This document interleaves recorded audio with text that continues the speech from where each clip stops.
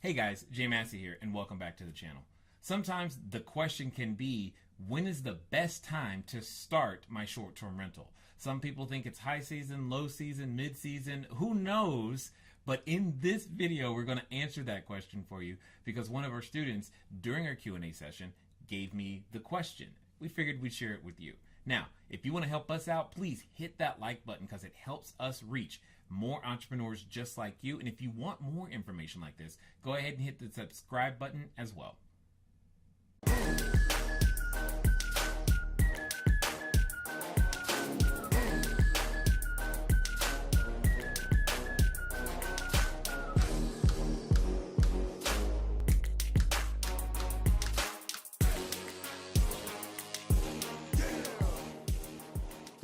Kylie, I'd love to be at the summit, but unfortunately that's not going to happen. That's okay. That's all right. What can we do here in Utah with the season being so low? Starting to freak out a little about February. Yes, Kylie, I know. And that's, okay. I don't have a quick answer for you. Because in the video that I played just before I came here live with you guys today, I was talking about some things, and that things, if you've been seeing me comment, are you down with NPP? That is what we're going to be talking about on Saturday. I specifically developed what I now know and believe to be a very strategic way for all of us to set pricing and control costs. And I'm going to go over the entire methodology so that everybody understands not just what to do, but why to do it. And obviously how to do it. And for those that are in the room, we're going to be making live adjustments to your calendar right there, because my suspicion is, based upon our tests, as you make these live adjustments, you will begin to get reservations before the end of that same day. So my goal is to literally make sure that you get enough dollars of reservations to where you go, oh my God, those, if nothing else was worth the flight, the time, the effort, this was and will be.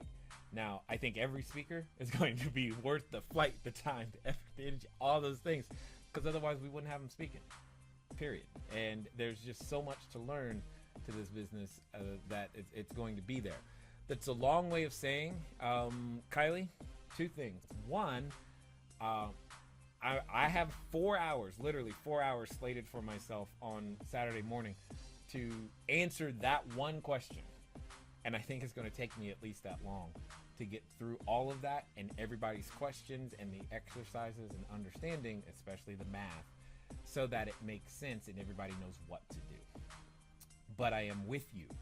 How do we handle things like February? I will tell you right now, I can already tell you I'm going to have the best February I have ever had, period, because of this. I know the other person who I've taught this to is already weird. Same situation.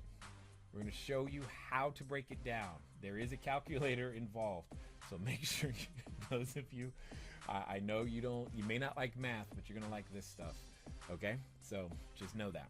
All right. Kylie, I respect the answer, but what have you or anyone else done in the past with resources I have with the mastermind? Also, are we considering launching another unit even though it's slow right now? That's the smart move.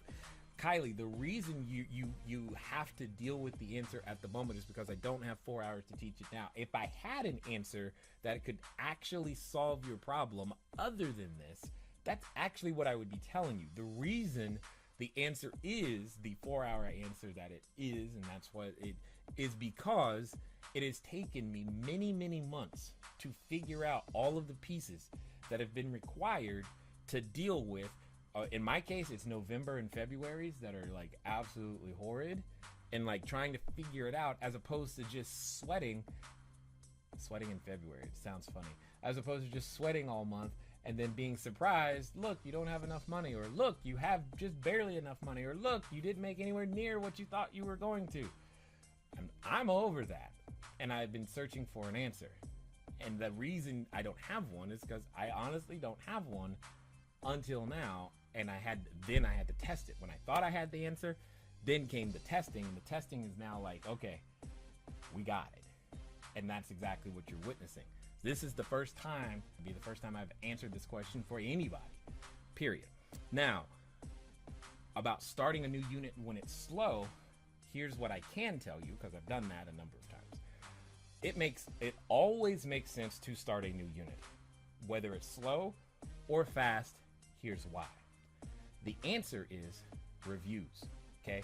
You gotta be just strategic about how you start your units. Now, if you're following the system, you know that for the first few times you wanna have your maximum stay length be at 7 days.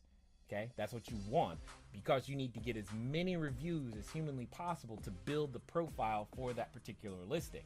The reason you would do it in a slow season is because high season is coming.